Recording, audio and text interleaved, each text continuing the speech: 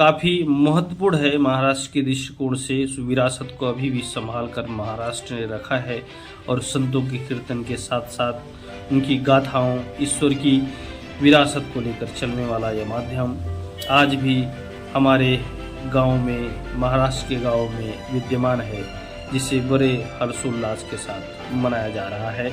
महाराष्ट्र के अधिकांश गांवों में हर साल अखंड हरिनाम सप्ताह मनाया जाता है। इस समय गांव के सभी ग्रामीण विभिन्न संगठन सप्ताह की योजना बनाते हैं। इस अवसर पर आसपास के गांवों के लोगों को भी आमंत्रित किया जाता है। इससे ग्राम क्षेत्र के सभी लालकारी, मलकारी, भक्त भजनी मंडल एक साथ आकर इस सप्ताह को मनाते हैं। जैसे जैसे समय बीतता जाता है वैसे वैसे सप्ताह की प्रकृति भी बदल दी जाती है। अब इसमें काफ़ी हद तक मॉडर्न टच आ गया है। अखंड हरिनाम सप्ताह को और भव्य और आधुनिक स्वरूप मिल गया, जिसमें सजावट, ध्वनि प्रणाली, भव्य मंच, गांव में बड़े बड़े बैनर, कार्यक्रम, पत्रक, सोशल मीडिया, महाराष्ट्र के प्रसिद्ध कीर्तनकारों, गायकों, वादकों द्वारा मंडियाली टीवी के माध्यम से सीधा प्रसारण किया जाता है। अभी इस हफ्ते का शेड्यूल खास रहता है। ट्रेन की शुरुआत में भजन पंक्तियाँ, फिर उन सभी के फोटो और नाम हैं जिनके आशीर्वाद और मार्गदर्शन से यह सप्ताह चलता है।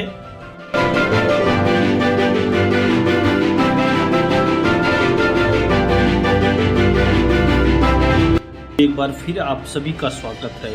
अखंड हरिनाम सप्ताह जो महाराष्ट्र में काफ़ी हर्षोल्लास से इसको मनाया जाता है, यह एक पूजा का रूप है। अखंड हरिनाम सप्ताह वारकरी सांप्रदायिक धार्मिक सामूहिक पूजा का एक रूप है, जिसे हम विस्तार पूर्वक जानेंगे। इस सप्ताह को, अखंड हरिनाम के सप्ताह को, जो महाराष्ट्र में विशेष करके मनाया जाता है। वारकरी संप्रदाय में अखंड हरिनाम सप्ताह का बहुत महत्व है। इसमें 7 दिनों तक विभिन्न प्रकार के संत वाग्मय का अध्ययन करने वाले हरिभक्त परायण महाराज से लेकर संत ज्ञानेश्वर से लेकर संत तुकाराम तक विभिन्न संतों द्वारा रचित अभंग पर दार्शनिक चिंतन प्रस्तुत किया जाता है, जिससे मनुष्य जन्म में भगवान का नाम विस्तृत होता है। प्रातःकाल ककड़ी आरती, इसके बाद ज्ञानेश्वरी या गाथा का सांप्रदायिक पाठ किया जाता है। दोपहर को प्रवचन होता है, शाम को हरिपाठ और रात को हरि जागरण यानी कीर्तन किया जाता है। ऐसी ही एक सामान्य हरिनाम सप्ताह की दिनचर्या है। महाराष्ट्र में सैकड़ों वर्षों से चली आ रही अखंड हरिनाम सप्ताह की परंपरा आज भी जारी है। इस 7 दिवसीय नाम सप्ताह को करने की परंपरा महाराष्ट्र सहित कई राज्यों में राम जन्म यानी रामनवमी, हनुमान जन्मोत्सव, नागपंचमी, कृष्ण जन्म यानी कृष्णाष्टमी और गोपाल काला दिवाली के बाद जो बड़े पैमाने पर की जाती है। महाराष्ट्र में अधिकांश अखंड नाम सप्ताह पंढरपुर, आळंदी, देहू जैसे जगहों पर आयोजित किए जाते हैं। साथ ही गांव-गांव में अखंड हरिनाम भी किया जा सकता है। इस दौरान सुबह 5 बजे काकड़ आरती, सुबह 10 बजे संत तुकाराम गाथा, भजन, गूथे, भगवत गीता, ज्ञानेश्वरी पारायण, मंचेरी का पाठ किया जाता है। सुपारी भजन, दोपहर का प्रवचन, शाम को हरिपाठ और शाम को 7 से 9 या 9 से 11 बजे तक कीर्तन इस अवसर पर होता है। इस अवसर पर भगवत धर्म का पालन करने वाले श्रद्धालु बड़ी संख्या में उपस्थित होते हैं। अंतिम दिन ग्रंथ पालकी जुलूस निकाला जाता है। इस समय विभिन्न लोग ताल मृदुला की धुन पर नृत्य भी करते हैं, जबकि महिला भक्त गुब्बारों से लेकर त्यौहार मनाती हैं। सुबह या शाम को काली कीर्तन किया जाता है। इस समय भगवान कृष्ण की विभिन्न लीलाओं का वर्णन किया जाता है और दही का प्रसाद वितरित किया जा सकता है।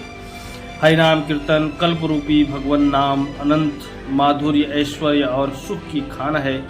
नाम और नामी से अभिन्नता होती है। नाम जप करने में जापक में नामी के स्वभाव का प्रत्यारोपण होने लगता है और जापक के दुर्गुण, दोष, दुराचार मिटकर दैवी संपत्ति के गुणों का ध्यान और नामी के लिए उत्कट प्रेम लालसा का विकास होता है।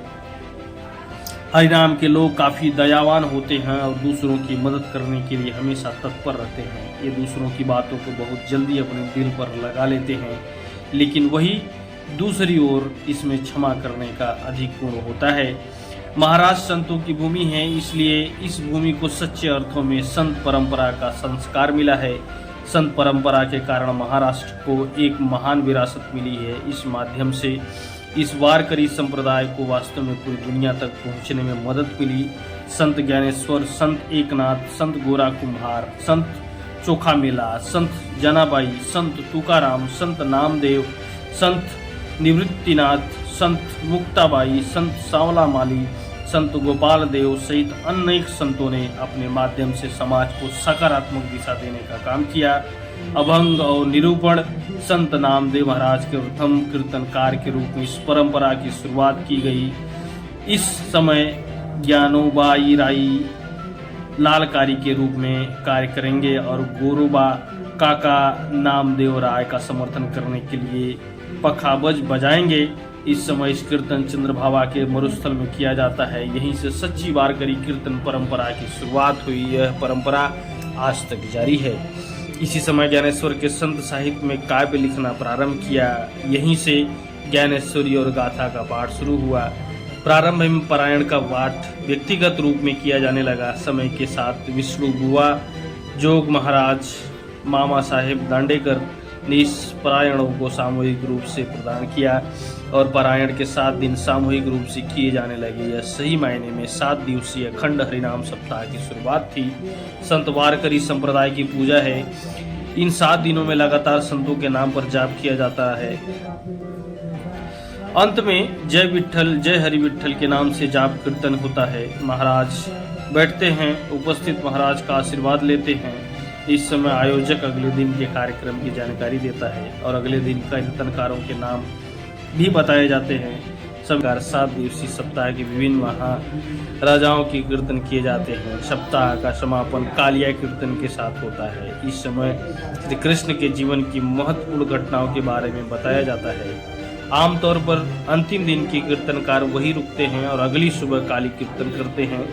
यही कीर्तन सुबह करीब 10 बजे शुरू होता है। इस कीर्तन की गौलानियाँ कृष्ण की विभिन्न चीज़ों का वर्णन करती हैं। अंत में दही चढ़ाने वाले मटके को फोड़कर काला का उत्सव मनाया जाता है। दोपहर को सभी ग्रामवासियों को महाप्रसाद दिया जाता है। इस अवसर पर आयोजकों की ओर से सप्ताह में योगदान देने वाली मंडलियों का धन्यवाद करते समापन सप्ताह का किया जाता है।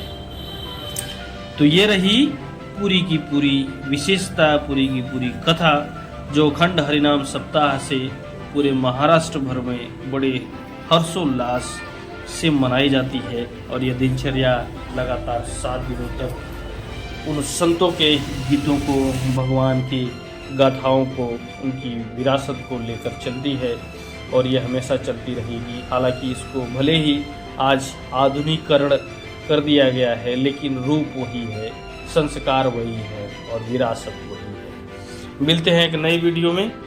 धन्यवाद।